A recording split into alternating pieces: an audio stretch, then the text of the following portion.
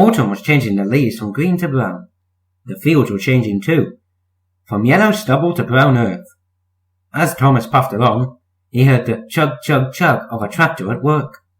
One day, stopping for a signal, he saw a tractor close by. "Hello," said the tractor. "I'm Terence.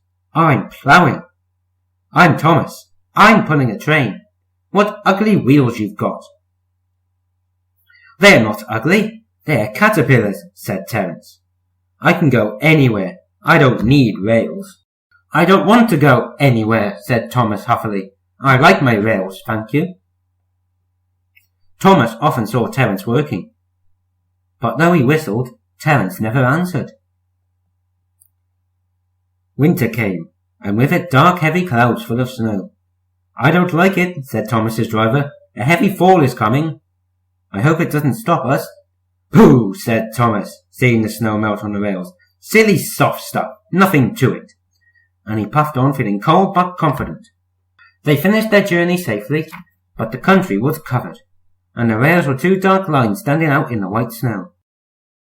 "You'll need your snowplow for the next journey, Thomas," said his driver. "Pooh! Snow is silly soft stuff. It won't stop me." "Listen to me," his driver replied.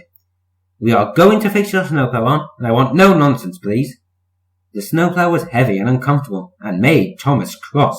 He shook it, and he banged it, and when they got back it was so damaged that the driver had to take it off. "You're a very naughty engine," said his driver, as he shut the engine shed door that night. Next morning, both driver and fireman came early and worked hard to mend the snowplow, but they couldn't make it fit properly. It was time for the first train. Thomas was pleased.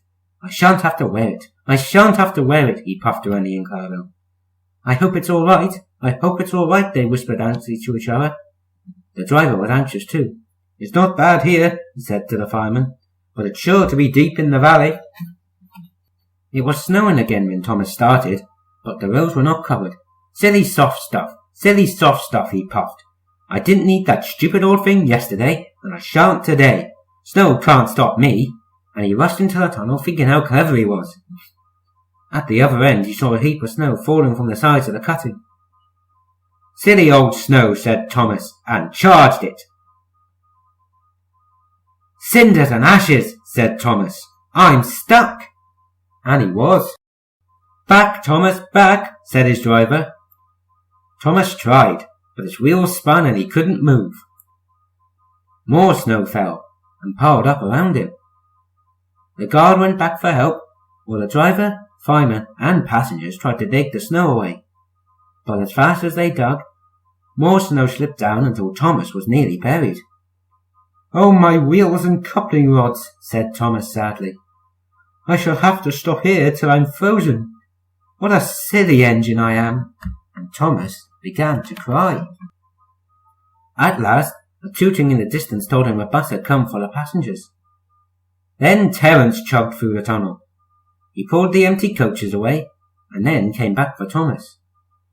Thomas's wheels were clear, but still spun helplessly when he tried to move. Terence tugged and slipped and slipped and tugged, and at last dragged Thomas into the tunnel. "Thank you, Terence. Your caterpillars are splendid," said Thomas gratefully. "I hope you'll be sensible now, Thomas," said his driver severely.